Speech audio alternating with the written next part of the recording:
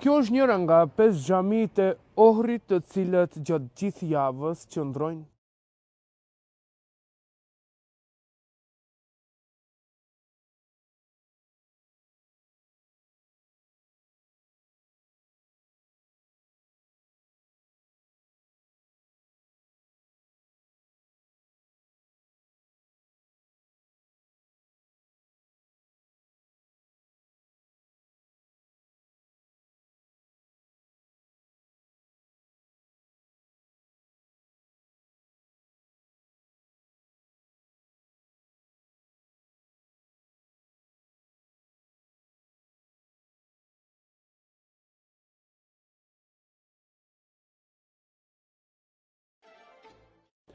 Këto xhami hapen gjatë ditëve të xuma, ditën e premte kur falet namazi xumas dhe mbyllen për gjatë tërë javës. Këto xhami qëndrojnë të mbyllura edhe për skaj faktit se në Ohër ka imam të papunë, e veçanërisht imam profesional, të atyre të klasi që kanë studiuar dhe kanë mbaruar studime deri diplomike në vendet e shenjta, në Medine, nga që kur jeth Islami. Fatmirësisht, javë më parë patëm në vizit imamin e Qabës. Pra, këto hoxhallar kanë kryer për fen dhe për Islamin në burimet e fesë, në vendet ku ka buruar Islami. Sot, përderisa 5 xhami në Ohër qëndrojnë të mbyllura, ata imam qëndrojnë të papunë dhe sot do të flasim me njërin nga ata, se pse Bashkia Fetare Islame nuk lejon që ai të punësohet në njërën nga këto xhamit të cilat qëndrojnë të mbyllura dhe të realizojë misionin e tij të shenjtë. Pra, të mësoj fëmijët për mësim besimin islam dhe të falë namazet të cilat i ka obliguar edhe Zoti.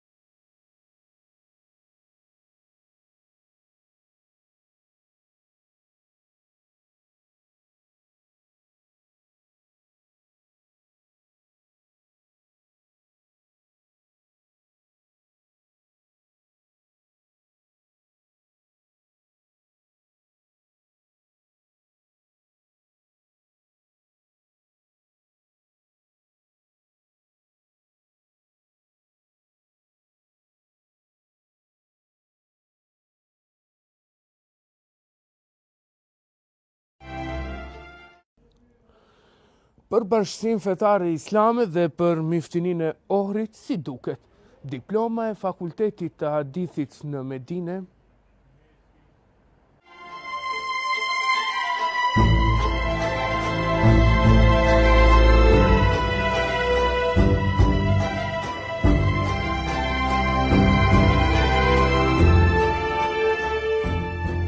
Këtë çështjes që e trajtove që tha ai jeni vërtet i diplomuar në Arabinë Saudite. Ajo është një fakt që e dëshmoj edhe me diplomën që e kam, po edhe dëshmojnë edhe profesor, edhe hoxhallar, edhe njerëzit e qytetit, edhe mbar vendit në të gjithë botën. Unë po sa kam kryer studimet në Arabinë Saudite, kam ardhur në Ohër, në qytetin tim, ku kam shprehë dëshirën që t'i shërbej popullit tim si imam dhe si mësues për brezat e ri. Kam vajtur te muftinia, jam takuar personalisht me muftiun e Ohrit, Hoxhën Samet Efendi Hajdari. Kemi bërë bisedë dhe kam kërkuar prej tij kur kam shkuar, i kam thënë, unë kam kryer fakultetin studimet islame dhe kam ardhur që të jem imam në ndonjë nga xhamit të cilat nuk kanë imam të rregullt në Ohër. Përgjigjja e tij s'pari ka qenë nuk kemi mundësi që të paguajmë. Nuk kemi mundësi financiare. Po, nuk kemi mundësi, nuk kemi që të paguajmë. Unë i kam thënë, jam përgjigjur, derisa ju t'i bëni mundësitë financiare, unë do të punoj në emër të Zotit. Nuk e kam mohuar krejtësisht pagesën. Po i kam thënë derisa ju të keni mundësi të më paguani, unë do të shërbej në emër të Zotit. Po që unë nuk besoj se Miftinia nuk ka mundësi pagese. Por derisa në Ohër thuhet se ka mbi 10.000 besimtarë musliman. Dhe po tash unë e tregoj përgjigjen si ishte përgjigja e atij. Ato e dinë më mirë a kanë mundësi, a s'kanë mundësi, se faktet e dëshmojnë të kundërtën. Po pastaj ka thënë të gjitha xhamiat kanë imam. Atëherë i kam thënë, jam përgjigjur, unë jam qytetar i Ohrit, nuk jam i ndonjë qyteti tjetër që nuk e di gjendjen e qytetit tonë se cila xhamia kanë imam dhe cila xhamia nuk kanë imam. Dhe për këtë e dëshmojnë të gjithë qytetarët e Ohrit dhe e dinë se cila xhamia kanë imam. Thash, ajo nuk është fjalë e vërtet, për shkak se ne e dim se cila xhamia kanë imam e s'kan imam. Po edhe ato imam të cilët ti i quan për imam dhe i quan veç për ditën e xhumas. Shumica e tyre nuk e kanë të kryer së paku medresen. E lere më fakultetin, domethënë teologjik apo studimet e larta. Më është përgjigje jo, nuk mundet. E atëherë unë i kam thënë, unë erdha që të jemi në bashkëpunim, mos të bëjmë përçarje në popull, në xhamat. Erdha të kemi një komunikim dhe të shërbejmë bashkërisht qytetit, mos të bëjmë përçarje, mos ta ndajmë xhamatin, mos thuash nesër ti je burimi i përçarjes, ti je shkaktar që xhamati përçahet, kurse ju jeni ata të cilët i fryeni kësaj përçarje kur mua më refuzon. E unë i kam thënë atëherë se ai tash shpërndan fjalë se kinse dhe me kun kam thënë atëherë unë do veproj në kokën time, kjo nuk është e vërtetë. Unë i kam thënë, unë do të punoj pavarësisht tash a më pranon ti në xhami apo nuk më pranon, më jep xhami apo jo, unë do të vazhdoj me misionin tim, për shkak se ky është mision i shenjtë në shërbim të Allahut, në shërbim të Zotit, për me marrë shpërblimin. Nuk është kjo vetëm për si punë, si zanat, vetëm për rrok.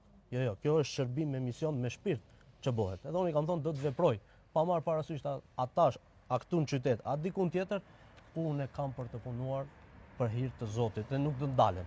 E pastaj e kemi themeluar atë shoqatën domethënë tonën, për shkak se jemi detyruar, për shkak se nuk na linin hapësirë në xhami me mësuar. Po pse funksionoi Islami në mënyra ta quaj klandestine, duke pas institucione ku do të veproj?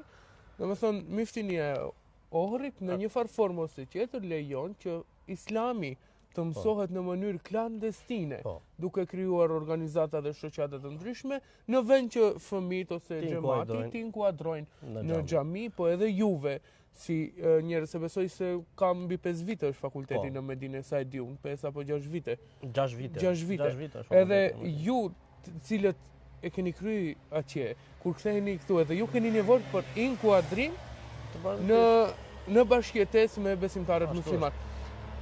Cila do ishte thirrja juaj, hoç, drejtuar Bashkisë Fetare Islame, Reisi Shoqir Fetau, Miftiniut të Ohrit dhe atyre të cilët janë kompetent për këtë çështje?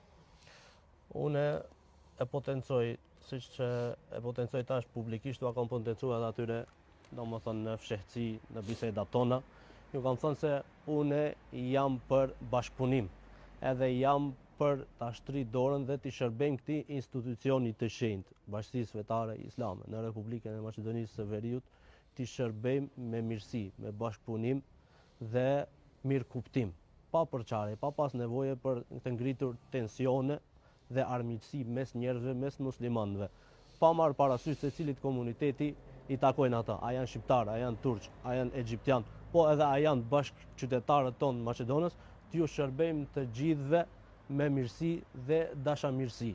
Kjo është mesazhi im. Pra unë jam për bashkëpunim, sa herë që ato e pranojnë bashkëpunimin, unë krejt çka ka ndodhur deri tash 3 vite që jam pa punë, edhe që jam kthyer prej studimeve, krejt u kanë falur dhe kanë të falur për meje. Dhe i këshilloj përfund si gjithë që ta kemi frikë Zotin si në fshehtësi, ashtu edhe në publik. A ka ndonjë arsye konkrete, hoç, të cilat ato ta thon ty për mos pranimin tënd dhe mos lejimin? Shpekulimet janë të ndryshme. Si i thuen një personi, nuk i thuen një personi tjetër.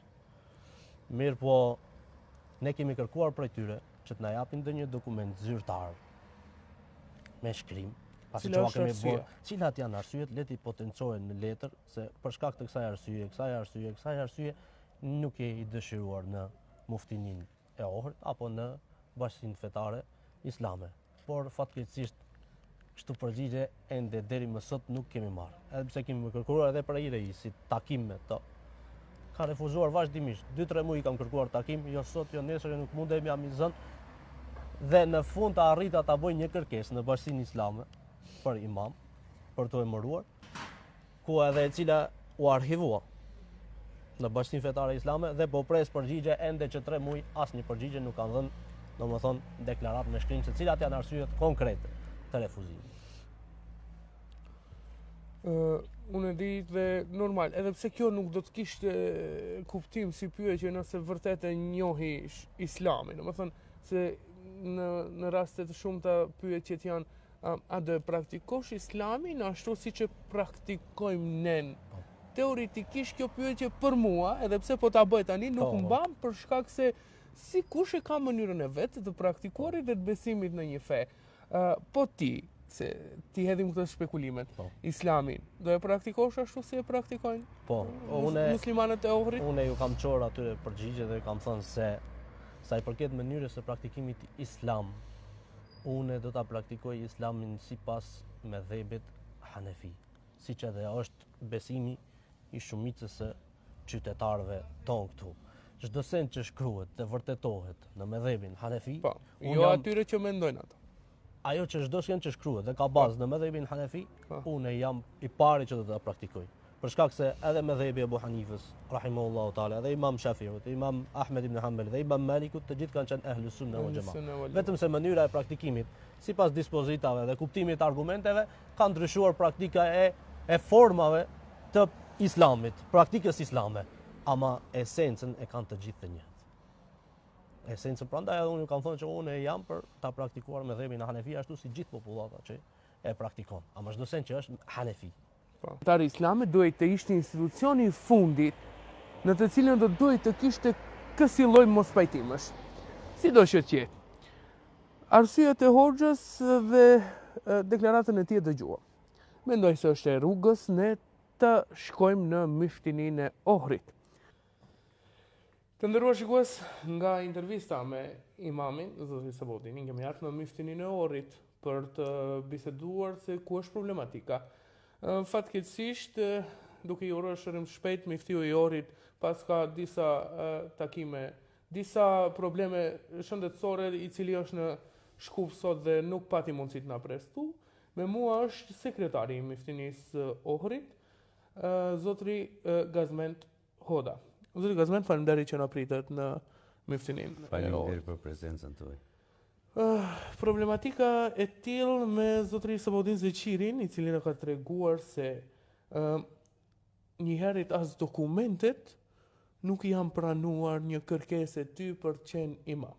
Cila është arsyeja që miftinia e Ohrit e neglizhon punësimin e tij edhe për shkak të asaj që ka të kryer fakultet? Neve deri sot nuk kemi neglizhu asnjërin, as nuk kemi ndërmend të neglizhojmë asnjë person i cili ka profesion adekuat dhe i cili kërkohet kur ka nevojë muftinia.